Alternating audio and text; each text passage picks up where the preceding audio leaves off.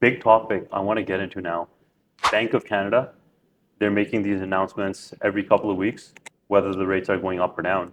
The struggle right now is that everything's happening immediately. So how long are you going to have to wait for Right. that payment to come down?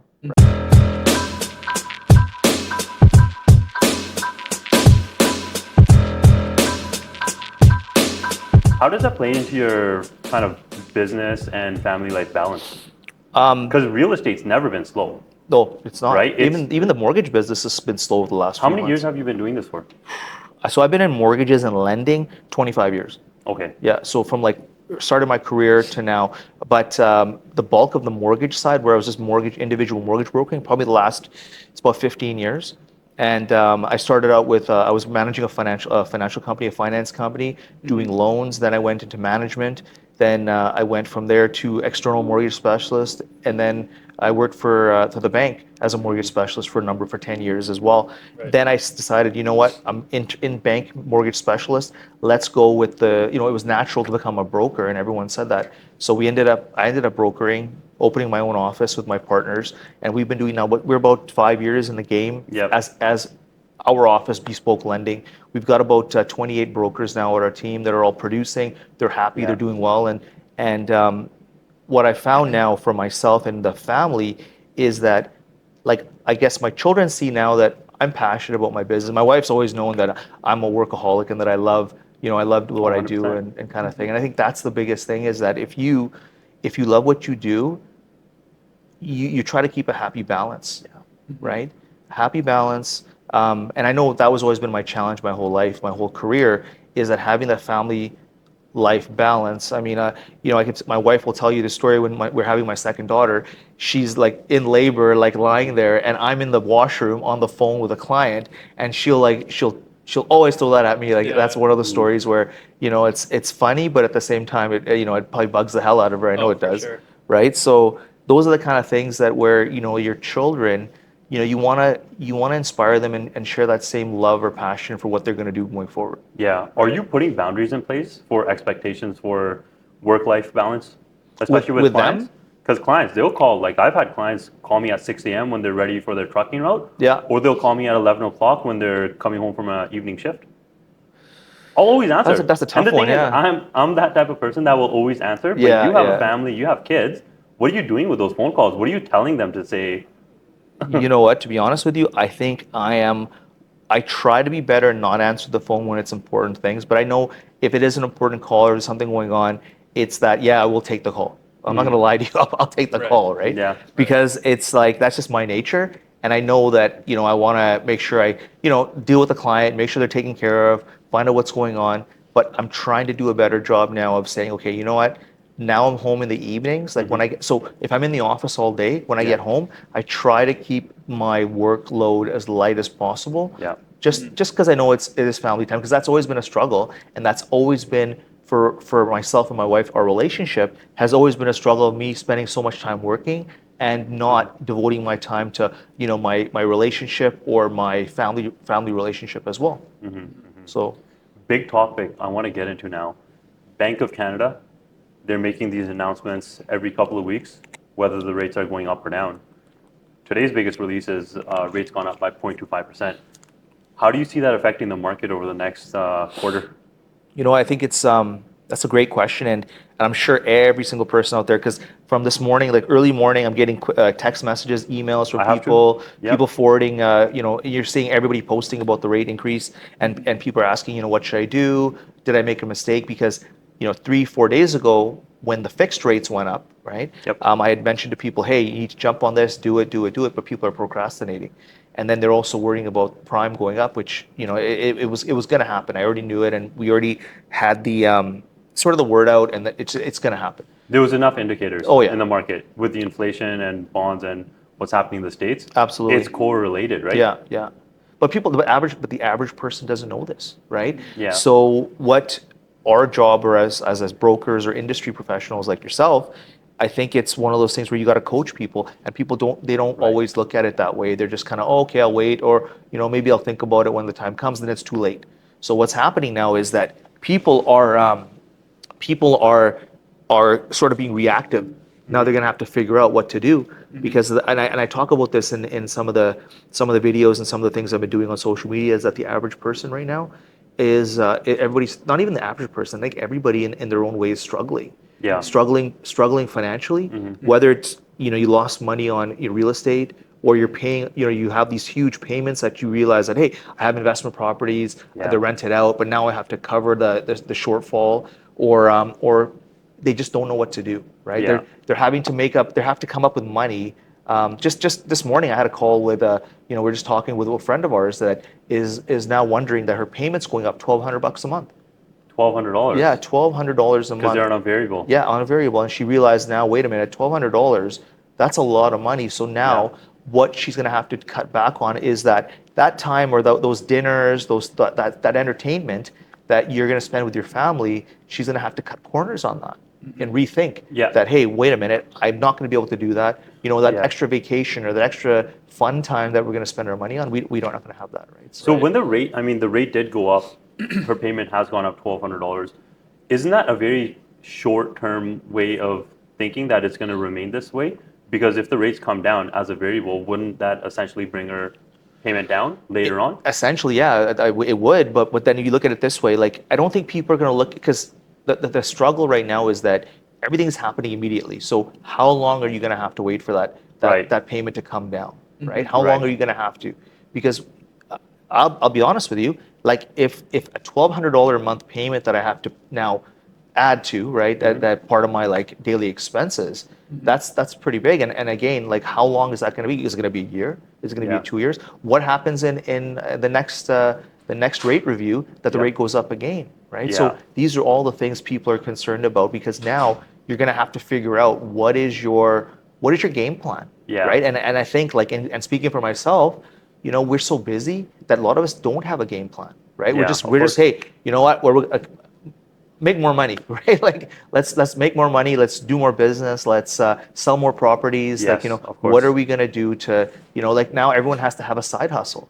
I'll tell you a funny thing is, like, and I think I'm talking too much. Let me know if I'm talking too much. Continue. But I do take a lot of Uber, right? I use Uber so often now, and the biggest thing, and the funniest, or not even funny, I think it's most interesting, to be honest, is that I talk to every Uber driver, and usually I'm sitting in the back on the phone talking to clients, and the first thing they're asking me is, hey, what do you do? Are you banking, or are you real estate, or more? I'm like, mortgage broker. Like, oh, okay, and then first thing is questions, right? Because they all want a hot topic. Oh, hot topic. Once we get into real estate, insurances, mortgage broking, anything regarding homes and prices, you're gonna stir up a conversation and just varied amount of opinions, right? Absolutely, and the type of people you meet who are the drivers, like, you're kind of wondering, like, what is this? And I ask them, what do you do? Like, is this your full time?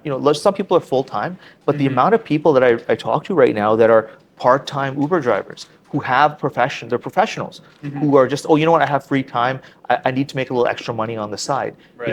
I talked to this one gentleman the other day, and I didn't know, like, because you don't know what someone's situation is. You think, okay, he's an Uber driver, like, he's probably struggling, or he's, new to Canada. Who knows? What is his financial situation? This, he started asking me questions about real estate and mortgages.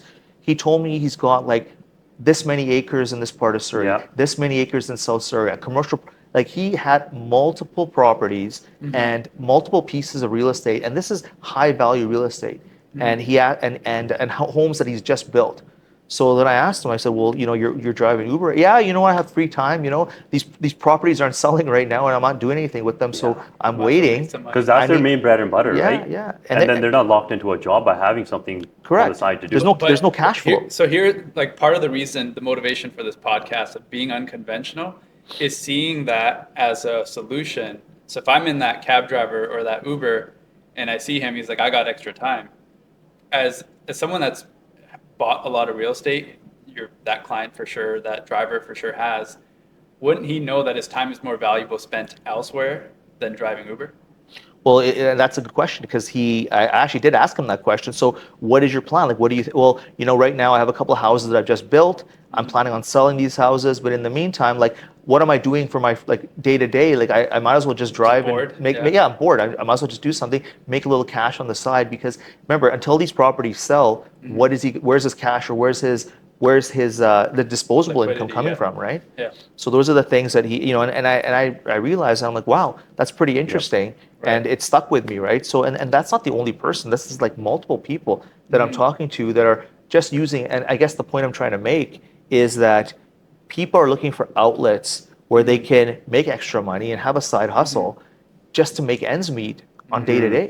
So on one side, we have affordability. Well, affordability is one thing. The other one is people who already have mortgages. They're starting to struggle, and they're trying to find ways to circumvent, or I guess find different means to make up the difference.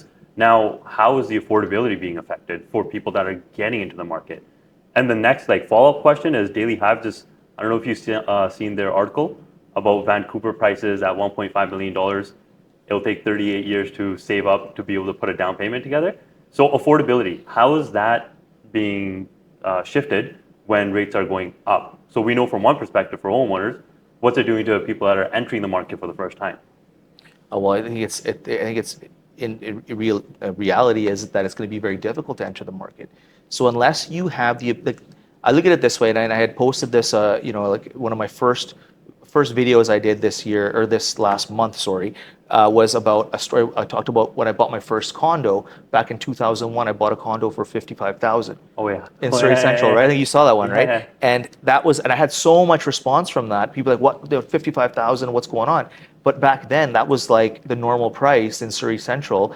And for me, as a young guy, like starting out, I was only making like probably like 30, 35, maybe less than 40 grand a year. That was my salary. How much were you saving at that Probably point? not much. Yeah. Probably It like can't day be. to day. Those numbers are crazy. Yeah, That was. Making 30 with the. I was like a loans officer, right? I was a Right. loans officer with a finance company, and I was making like 35 grand. Maybe I get a bonus at the end of the month, end of the year kind of thing. Right. So whatever I could make, and again, I had to make a rent payment. So if I had to pay for rent and pay for and I had a vehicle payment, all these little day-to-day things, plus entertainment, go out and hang out. And you're younger too then. Yeah, I was only 21 years old, 22 Yeah, you're years old. going out. Yeah. So those are the kind of things I looked at, but it made sense for me because now my mortgage payment at the time was $350 a month, Right. and I had strata for like $100, and so I had to budget myself. But I guess the point I'm trying to make is that was then, this is now. So Yeah. for me to get in the market at the time with a down payment of like $3,000, right? The average person doesn't have the down payment, first of all, and not only that, but then their income itself to qualify. How are they going to qualify, especially on a high ratio mortgage, when Right. your payment is amortized for 25 years, right? That's something where people are struggling to try to get that approval. So we're having people now having to get co-signers, having to partner up with somebody else. Like I'd say, Yeah. hey, Karnvir, like, you know what? You're renting, I'm renting. What are we going to do? Let's buy a 2-bedroom together. Let's pool our money together and buy a place together, and then we'll figure it out, right? Right. Those are the kind of things I'm seeing right Parents now. are pulling out equity. Absolutely. Yeah, that's the seen other thing. that. So gifted equity, gifted funds, right?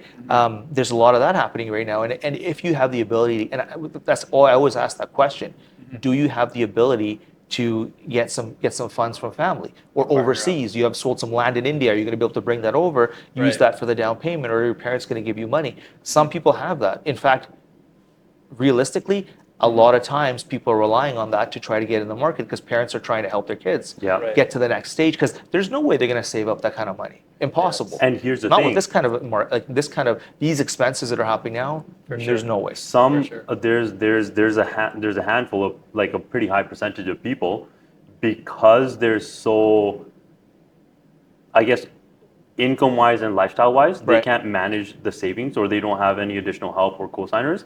They're thinking we're never going to be able to afford. We're just going to continue renting for the rest of our lives. What do you have to say about that? You know what? That's kind of like the sad reality, because at the end of the day, if you don't have the ability to, and I've had this conversation with people before, is that if you don't have the funds right now and you're trying to save, yes, set yourself up, like put together a plan of how you're going to put that extra money. But the problem is that a lot of people don't have the extra disposable income. Or don't be scared to talk about it, or don't be Yeah. scared to tackle on this problem to find a solution, right? We'll find a solution. Figure out, again, side hustle. Figure out another way to get some extra Yeah. money or earn some. Maybe you have to do a part-time job. Or now what I'm finding is now people who are thinking, hey, I want to work, or sorry, I want to have a place, I want to own a place, but Vancouver or Surrey, Langley, Chilliwack, everything's unaffordable. Right. Maybe it's time to relocate to Alberta. I have a Right. lot of people going to Calgary right now. It's happening now. Right? Edmonton, Calgary, Yeah. all these places where you can buy a house for 450 grand, 500,000 less, right? Yeah. Buy a condo for 200,000 or less. Like those are the places where I look at it. Go to undesirable areas. Yeah, I mean these are. I would know if they're I wouldn't. Don't send to. If there's Calgary people watching this, going to be pretty. They're going to send you messages guaranteed about this. But No, less desirable than Vancouver. Yeah. less You desirable. could say Yeah, that. yeah. I've sent a lot of people to Calgary. Yeah. Vancouver is very Right. desirable. Like that's It is. I've seen But it it's have. expensive, right? So Very you're coming here and you're expecting to, survive. And Right. again, like Uber people, like I met so many Uber people who are telling me, yeah, I relocated from Ontario. I came from Alberta. I came here, and now they're struggling trying to figure it out because it's so expensive.